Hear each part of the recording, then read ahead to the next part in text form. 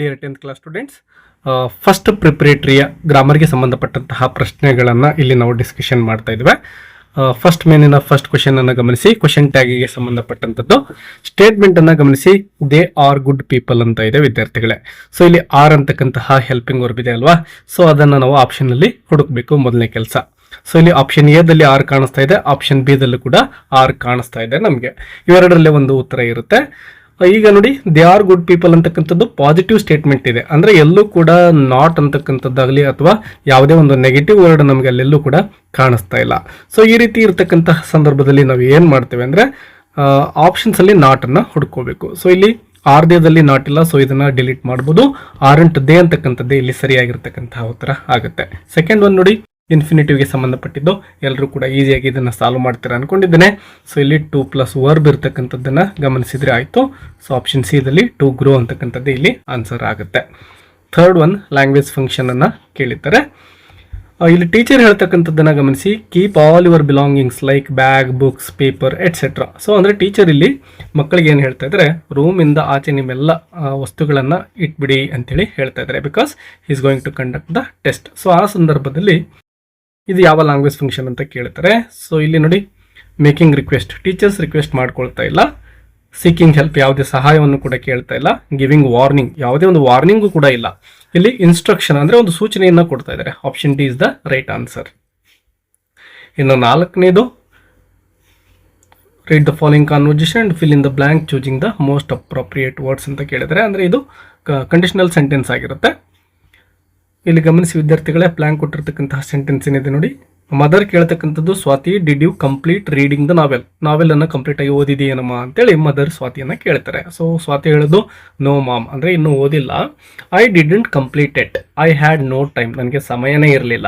If I had got it earlier, ನನಗೆ ಬೇಗನೆ ಸಿಕ್ಕಿದ್ದಿದ್ರೆ ಆ novel, I dash read it ಅಂತ ಇದೆ. ಅಂದ್ರೆ ನನಗೆ ಬೇಗ ಸಿಕ್ಕಿದ್ರೆ ನಾನು ಖಂಡಿತ ಓದಿರ್ತಿದ್ದೆ ಅಂತ ಬರಬೇಕು.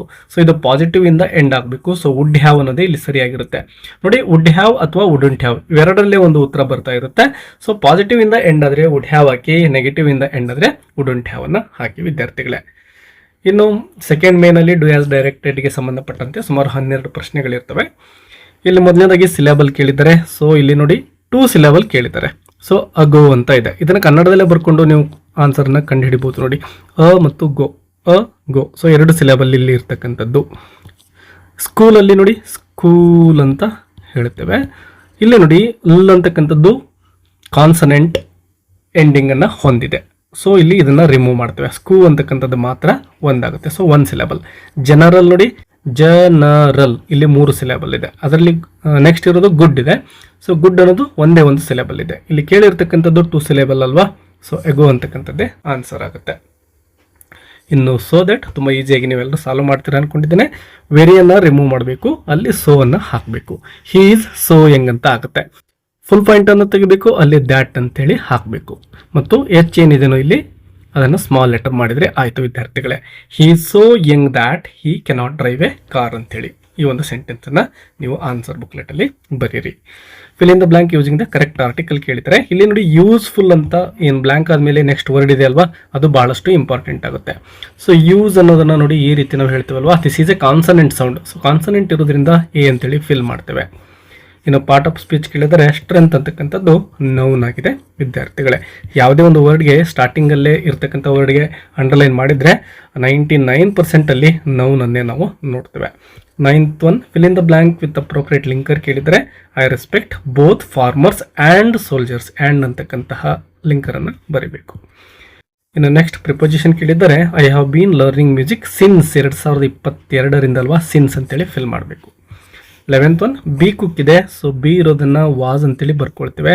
ಯಾಕೆಂದ್ರೆ ಇಲ್ಲಿ ನೋಡಿ ಪಾಸ್ಟ್ ಟೆನ್ಸ್ ಇದೆ. I saw that mother when I came home. So came ಅನ್ನೋದು ಪಾಸ್ಟ್ ಟೆನ್ಸ್ ಇದೆ. I saw that mother was.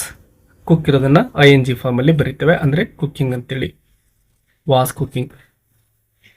13th one, invent ಇದೆ. ಸೊ ಇದಕ್ಕೆ ಸಫಿಕ್ಸ್ ಅನ್ನ ಸೇರಿಸಬೇಕು. Correct form of the word ಅಂತ ಕೇಳಿರ್ತಾರೆ. ಇನ್ವೆನ್ಷನ್ ಅಂತೇಳಿ ಬರೀಬೇಕು, ION ಸೇರಿಸಬೇಕು, ಇನ್ವೆನ್ಷನ್ ಆಗುತ್ತೆ.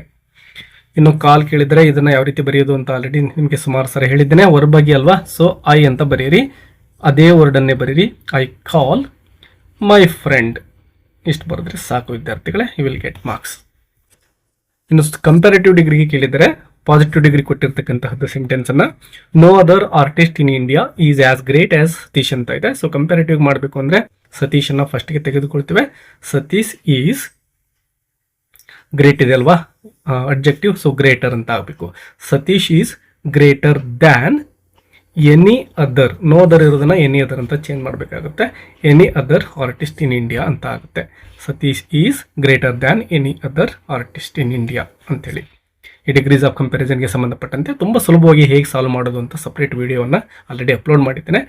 ಸೊ ಡಿಗ್ರೀಸ್ ಆಫ್ ಕಂಪ್ಯಾರಿಸನ್ ಕಲಿಬೇಕು ಅಂದರೆ ಆ ವಿಡಿಯೋನ ವಾಚ್ ಮಾಡಿ. ಒಂದು ವೇಳೆ ನಿಮಗೆ ಆ ಲಿಂಕ್ ಬೇಕು ಅಂದರೆ ಡಿಗ್ರೀಸ್ ಆಫ್ ಕಂಪ್ಯಾರಿಸನ್ ಅಂತ ಕಮೆಂಟ್ ಮಾಡಿ ಲಿಂಕನ್ನು ಕಳಿಸ್ಕೊಡ್ತೇನೆ. Change the following sentence into passive voice ಅಂತ ಇದೆ. Gopi is preparing tea. ನೋಡಿ ಪ್ರಿಪೇರಿಂಗ್ ಅನ್ನೋದು ING ಫಾರ್ಮಲ್ಲಿ ಇದೆ, ಅಂದರೆ ಕಂಟಿನ್ಯೂಸ್ ಫಾರ್ಮಲ್ಲಿ. ಸೊ ಈ ರೀತಿ ಇದ್ದಾಗ ಬೀಯಿಂಗ್ ಅನ್ನು ತೆಗೆದುಕೊಂಡು ಪ್ಯಾಸಿವ್ ವಾಯ್ಸ್ಗೆ ಚೇಂಜ್ ಮಾಡಬೇಕು. ಇದು ಕೂಡ ನೆನಪಿರಲಿ. ಫಸ್ಟ್ಗೆ ಟೀ ಅನ್ನು ತೆಗೆದುಕೊಳ್ತೀವಿ ಅಲ್ವಾ. ಟೀ ಹೆಲ್ಪಿಂಗ್ ವರ್ಬ್ ಈಸ್ ಅನ್ನೇ ತೆಗೆದುಕೊಳ್ತೀವಿ, ಪ್ರೆಸೆಂಟ್ ಫಾರ್ಮ್ ಇರೋದ್ರಿಂದ. ಟಿ ಈಸ್ ಬೀಯಿಂಗ್ ಅನ್ನೋ ಹೆಲ್ಪಿಂಗ್ ವರ್ಬ್ ಅನ್ನು ಇಲ್ಲಿ ಸೇರಿಸ್ಕೊಳ್ತೇವೆ ಈಸ್ ಆದಮೇಲೆ. ಟಿ ಈಸ್ ಬೀಯಿಂಗ್ ಮತ್ತು ಪ್ರಿಪೇರ್ ಇರತಕ್ಕಂತಹ ವರ್ಬ್ ಏನಿದೆನೋ ಯಾವಾಗಲೂ ಕೂಡ ಪ್ಯಾಸಿವ್ ವಾಯ್ಸ್ ಅಲ್ಲಿ V3 ಫಾರ್ಮ್ ಅಲ್ಲಿ ಬರೀಬೇಕು. ಪ್ರಿಪೇರ್ಡ್ ಅಂತ ಆಗುತ್ತೆ. Tea is being prepared by ಅಂತ ತೆಗೆದುಕೊಂಡು ಕೊನೆಗೆ ಗೋಪಿ ಅಂತ ಬರೀರಿ ವಿದ್ಯಾರ್ಥಿಗಳೇ. ಗೋಪಿ. 16th ಒನ್ ನೋಡಿ, ರಿಪೋರ್ಟೆಡ್ ಸ್ಪೀಚ್ಗೆ ಸಂಬಂಧಪಟ್ಟಂಥದ್ದು. Will you do this work now ಅಂತೇಳಿ ಮದರ್ ಕೇಳ್ತಾ ಇರ್ತಕ್ಕಂಥದ್ದು ರಾಜೇಶ್ ನನ್ನ. ಸೊ ಇಲ್ಲಿ ಮದರ್ ಆಸ್ಕ್ಡ್ ರಾಜೇಶ್. ವಿಲ್ ಇರೋದನ್ನ ನೋಡಿ ಇಲ್ಲಿ ಏನಂತ ಬರೀತೀರಿ, will you do this work. ಇದು ಎಸ್ ಆರ್ ನೋ ಕ್ವಶನ್ ಅಲ್ವಾ. ಸೊ ಇಲ್ಲಿ ಗಮನಿಸಬೇಕು, ಇಫ್ ಅನ್ನ ತೆಗೆದುಕೊಳ್ಬೇಕು. ಇಫ್ ಅಂತ ಬರೆದುಕೊಳ್ತಾರೆ. ನಾ ಇಲ್ಲಿ ಬರೀತೀನಿ ನೋಡಿ. ಇಫ್ ಯು ಇರೋದನ್ನ ಈ ಕಡೆ ಬರುತ್ತೆ, ವಿಲ್ ಇರೋದು ಈ ಕಡೆ ಹೋಗುತ್ತೆ. ಇಫ್ ರಾಜೇಶ್ ಆಗಿರೋದ್ರಿಂದ ಹೀ ತೆಗೆದುಕೊಳ್ತೇವೆ. ಇಫ್ ಹೀ ವಿಲ್ ಇರೋದು ಯಾವಾಗಲೂ ಕೂಡ ರಿಪೋರ್ಟೆಡ್ ಸ್ಪೀಚಲ್ಲಿ ವುಡ್ ಅಂತ ಚೇಂಜ್ ಮಾಡಬೇಕು. ಇಫ್ ಯು ವುಡ್ ಡೂ ಇರೋದನ್ನ ಆಸ್ ಇಟ್ ಈಸ್, ದಿಸ್ ಇರೋದನ್ನ ಗಮನಿಸಿ ದಟ್ ಅಂತ ಚೇಂಜ್ ಮಾಡಬೇಕು. ದಟ್ ವರ್ಕ್ ಇರೋದು ಹಾಗೆ ಇರುತ್ತೆ. ನವ್ ಇರೋದನ್ನ ದೆನ್ ಅಂತ ಬರೀಬೇಕು ವಿದ್ಯಾರ್ಥಿಗಳೇ. ಸೊ ಇಲ್ಲಿ ಏನಾಗುತ್ತೆ ನೋಡಿ, mother asked Rajesh if he would do that work then ಅಂತ ಆಗುತ್ತೆ. ಸೊ ಈ ರೀತಿ ನೀವು ಗ್ರಾಮರ್ನ ಪ್ರಶ್ನೆಗಳನ್ನು ಉತ್ತರಿಸಬೇಕು ವಿದ್ಯಾರ್ಥಿಗಳೇ. ಹೆಚ್ಚಿನ ಗ್ರಾಮರ್ ಲೆಸನ್ಸ್ ನಿಮಗೆ ಬೇಕು ಅಂದರೆ ಮೋರ್ ಗ್ರಾಮರ್ ಎಕ್ಸಸೈಸ್ ಅಂತ ಕಮೆಂಟ್ ಮಾಡಿ. ಮುಂದಿನ ದಿನಗಳಲ್ಲಿ ಪ್ರತಿ ಟಾಪಿಕ್ಕು ಕೂಡ ತೆಗೆದುಕೊಂಡು ಹೆಚ್ಚಿನ ಒಂದು ಎಕ್ಸಾಂಪಲ್ಸನ್ನು ಸಾಲ್ವ್ ಮಾಡ್ತಕ್ಕಂತಹ ಪ್ರಯತ್ನವನ್ನು ಮಾಡ್ತೇನೆ. All the best for your preparatory examination.